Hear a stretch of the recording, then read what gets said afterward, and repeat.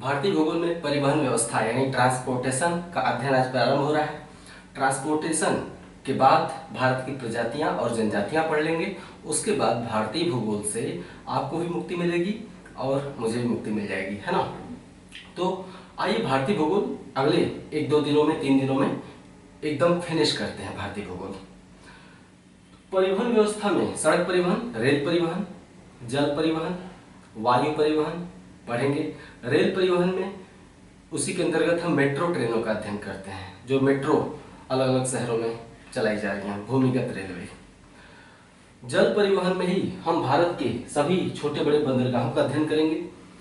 अक्सर आजकल बड़े बंदरगाहों के अलावा छोटे बंदरगाह भी पूछे जा रहे हैं। भारत में 13 बड़े बंदरगाह हैं और 200 छोटे छोटे बंदरगाह हैं। छोटे बंदरगाहों से भी सवाल मैं देखता हूँ पूछ लिए जाते हैं, तो बंदरगाहों का विधिवत अध्ययन होगा। पहले आइए स्टार्ट करते हैं सड़क परिवहन से, है ना। सड़क परिवहन खत्म कर लेते हैं, उसके बाद हम रेल परिवहन पर आएंगे, फिर जल परिवहन, फिर वायु परिवहन पढ़ा जाएगा।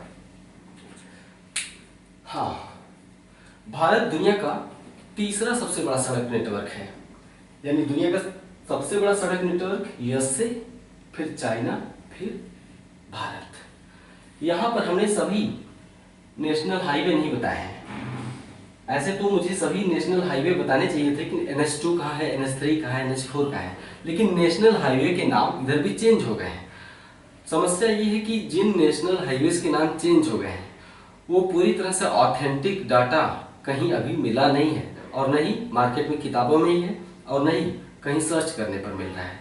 इसलिए NH का नामकरण जब तक ऑथेंटिक रूप से आ नहीं जाता तब तक उसे बताना संभव नहीं है। यहाँ पर मुख्य रूप से स्वर्णिम चतुर्भुज दिखाया गया है और उत्तर दक्षिण पूर्व पश्चिम गलियारे को दिखाया गया है।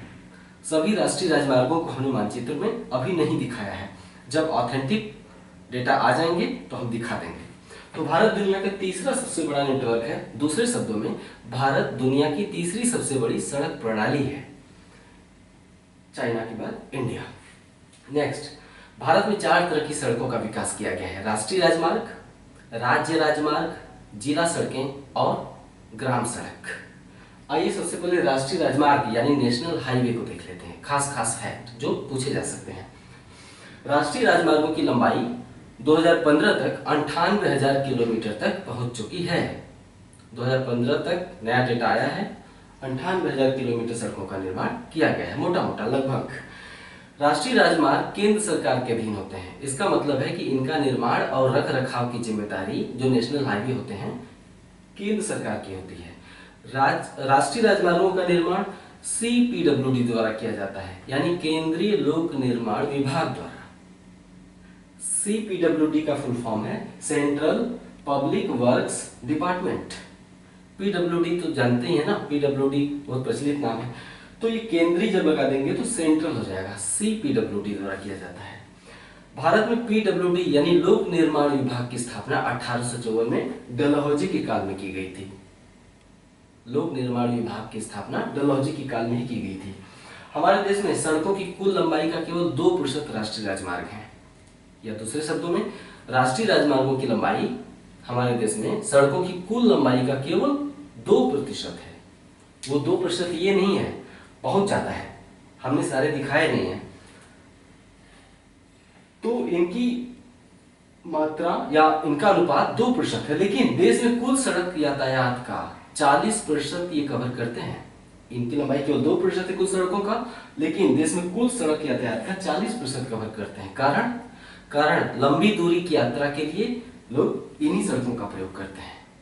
लोग अपने मोहल्ले, कस्बे या शहर से निकल के तुरंत किसी हाईवे पे चले जाते हैं, और उसके बाद चाहे लखनऊ से चेन्नई जाइए, चाहे लखनऊ से श्रीनगर जाइए, है ना। तो लंबी दूरी की यात्रा इन्हीं सड़कों द्वारा की जाती है, इसलिए 40% सड़क परिवहन इन्हीं के द्वारा किया जाता है। राष्ट्रीय राजमार्गों की सर्वाधिक लंबाई उत्तर प्रदेश में है। हम इसी के साथ बता दें कि राज्य राजमार्गों की सर्वाधिक लंबाई महाराष्ट्र में है। जो स्टेट हाईवे होते हैं, राज्य राजमार्ग, इनकी सबसे ज्यादा लंबाई महाराष्ट्र में है, लेकिन जो राष्ट्रीय राजमार्ग हैं इनकी सबसे ज्यादा लंबाई उत्तर प्रदेश में है। ये ध्यान रखिएगा, राष्ट्रीय राजमार्ग यूपी, राज्य राजमार्ग महाराष्ट्र, ध्यान रखिएगा। तो इनकी सबसे ज्यादा लंबाई वाले 3 राज्य यूपी, राजस्थान, मध्य प्रदेश। ठीक है। नेक्स्ट, राष्ट्रीय राजमार्ग विकास परियोजना, national highway development project, English में NHDP, national highway development project. 1999 में ये परियोजना प्रारंभ की गई थी। अटल बिहारी वाजपेयी गवर्नमेंट ने जब कार्यकाल संभाला था तो उसी समय 1999 में प्रारंभ की गई राष्ट्रीय राजमार्ग विकास परियोजना। इस परियोजना के दो घटक हैं, यानी दो तरह की परियोजनाएं थी इसके अंतर्गत। एक स्वर्णिम चतुर्भुज का निर्माण करना, दूसरा पूर्व पश्चिम और उत्तर दक्षिण गलियारे का निर्माण करना। स्वर्णिम चतुर्भुज के द्वारा चारों महानगरों को 4 लेन या 6 लेन सड़कों के माध्यम से जोड़ दिया गया, दिल्ली, मुंबई, चेन्नई और कोलकाता। यह है स्वर्णिम चतुर्भुज, जो कि नीले रंग की लाइनों द्वारा दर्शाया गया है। तो चारों महानगरों को आपस में जोड़ दिया गया स्वर्णिम चतुर्भुज योजना के अंतर्गत। चारों महानगरों को जोड़ने वाले स्वर्णिम चतुर्भुज की लंबाई 5846 किलोमीटर है। ठीक है। स्वर्णिम चतुर्भुज की सबसे लंबी भुजा, ये सवाल पूछा जा चुका है। स्वर्णिम चतुर्भुज की सबसे लंबी भुजा चेन्नई टू कोलकाता है, अर्थात NH5। इसे अब तक NH5 के नाम से जाना जाता था। ठीक है, चेन्नई टू कोलकाता। हालांकि NH5 कोलकाता तक नहीं जाता है। यहाँ पर एक कस्बा है झारखंड का, उसका नाम है बाहरागोड़ा। तो NH5 चेन्नई से बाहरागोड़ा तक ही जाता है, लेकिन हम मान सकते हैं कि सबसे लंबी भुजा कौन सी है, NH5 है। तो स्वर्णिम चतुर्भुज की चारों भुजाओं को अगर हम राष्ट्रीय राजमार्ग की संख्या के हिसाब से देखें तो इसकी जो दिल्ली से कोलकाता भुजा है वो NH2 है, NH2। Delhi to Kolkata NH2, Delhi to Mumbai NH8।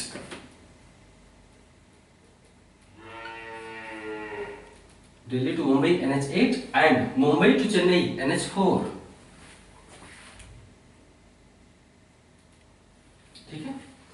तो इनमें सबसे लंबी भुजा NH5 है, अर्थात चेन्नई टू कोलकाता। इसके साथ ही NHDP का दूसरा घटक था पूर्व पश्चिम और उत्तर दक्षिण गलियारा। उत्तर दक्षिण गलियारा श्रीनगर से प्रारंभ करके कन्याकुमारी तक जाता है। मतलब ये 4 लेन 6 लेन सड़कें हैं। गलियारे का मतलब क्या है, राष्ट्रीय राजमार्ग विकास परियोजना। दूसरा घटक है गलियारा। तो श्रीनगर से कन्याकुमारी जाता है। और पूर्व पश्चिम गलियारा असम के सिलचर से, ध्यान दीजिएगा ये पूछता है, पूर्व पश्चिम गलियारा सिलचर असम में है। असम के सिलचर से प्रारंभ करके पोरबंदर तक जाता है, गुजरात के पोरबंदर तक। पूर्व पश्चिम और उत्तर दक्षिण गलियारा आपस में झांसी में, उत्तर प्रदेश का एक शहर है झांसी, एक दूसरे को झांसी में क्रॉस करते हैं, अर्थात झांसी में ये दोनों गलियारे एक दूसरे को काटते हैं। दोनों गलियारों की सम्मिलित लंबाई 7142 किलोमीटर है। पूर्व पश्चिम एंड उत्तर दक्षिण गलियारों की सम्मिलित लंबाई 7142 किलोमीटर है। ठीक। हाँ, NHDP का विकास भारतीय राष्ट्रीय राजमार्ग प्राधिकरण द्वारा किया गया या किया जा रहा है।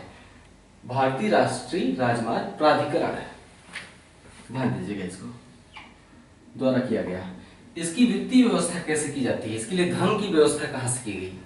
इसके लिए धन की व्यवस्था टोल टैक्स।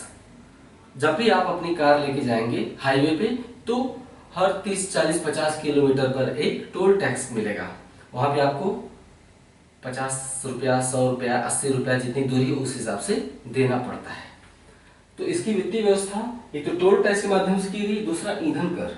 ईंधन कर मतलब जब हम पेट्रोल या डीजल खरीदते हैं पेट्रोल पंप पे जाके, तो उसका जो मूल्य होता है उसमें इसका लागत भी जोड़ दिया जाता है टैक्स के रूप में। यानी आप पर लीटर में कुछ न कुछ पैसा इसके लिए टैक्स देते हैं।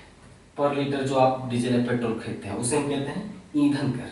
तो NHDP विशेष रूप से नेशनल हाईवे डेवलपमेंट प्रोग्राम की वित्तीय व्यवस्था ईंधन कर और टोल टैक्स द्वारा की जाती है। राज्य राजमार्ग, प्रत्येक राज्य के अलग अलग राज्य राजमार्ग होते हैं। यानी उत्तर प्रदेश का राज्य राजमार्ग मध्य प्रदेश में नहीं जाएगा। राज्य राजमार्ग का काम क्या है? राज्य राजमार्ग किसी एक राज्य के सभी जिला मुख्यालयों को, जिला मुख्यालय मतलब प्रत्येक जिले में जो शहरी क्षेत्र होता है, प्रशासनिक क्षेत्र, प्रत्येक जिले का जो प्रशासनिक क्षेत्र होता है उसी को हम कहते हैं जिला मुख्यालय, जो कि आमतौर पर शहरी क्षेत्र होता है, गांव में तो होता नहीं है। तो राज्य राजमार्गों का काम है प्रत्येक राज्य के सभी, या किसी एक राज्य, कैसे देखते हैं, राज्य राजमार्गों का काम है किसी एक राज्य के सभी जिला मुख्यालयों को उस राज्य की राजधानी से जोड़ना। जैसे उत्तर प्रदेश के सभी जिला मुख्यालयों से एक ऐसी सड़क जरूर निकलेगी जो लखनऊ की तरफ जाएगी। उत्तर प्रदेश के जितने भी जिला मुख्यालय हैं 75, वहां से एक ऐसी सड़क जरूर निकलेगी जो कि लखनऊ तक जाएगी, है ना। तो ये सभी जिला मुख्यालयों को उस राज्य की राजधानी से जोड़ देते हैं, इन्हें कहते हैं राज्य राजमार्ग। राज्य राजमार्गों की सर्वाधिक लंबाई वाला राज्य महाराष्ट्र है, महाराष्ट्र। उसके बाद गुजरात, फिर एमपी। ये हो गए राष्ट्रीय राजमार्ग और राज्य राजमार्ग से महत्वपूर्ण और पूछे जाने वाले प्रश्न। इस एरिया से कैसा भी सवाल पूछा जाएगा आपसे छूटेगा नहीं। अभी सड़कों से कुछ फैक्ट बाकी हैं, वो अगले वीडियो में हो जाएंगे, बहुत तेजी से अब खत्म होगा। अब मैंने स्टार्ट किया है, मेरी तबीयत दरअसल पिछले 4-5 दिनों से खांसी रुक नहीं रही थी। अब खांसी न रुकेगा तो आदमी कैसे पढ़ेगा, आप इस मजबूरी को समझ सकते हैं। अगर थोड़ा सा भी संवेदनशील होंगे तो पढ़ाना संभव नहीं रह गया था। अभी कुछ राहत है, काफी राहत है। अब इसी तेजी से भारतीय भूगोल 1-2 दिन में खत्म करते हुए भारतीय अर्थव्यवस्था और आधुनिक भारत को तेजी से आगे बढ़ाऊंगा। मैं आपके साथ ही साथ हूँ, कहीं नहीं जा रहा हूँ। मेरे जो भी सच्चे विद्यार्थी हैं और मुझे देखते हैं और मुझे अपना मानते हैं, विश्वास करिए आप भी मेरे लिए अपने ही हैं और हमेशा रहेंगे। नमस्कार।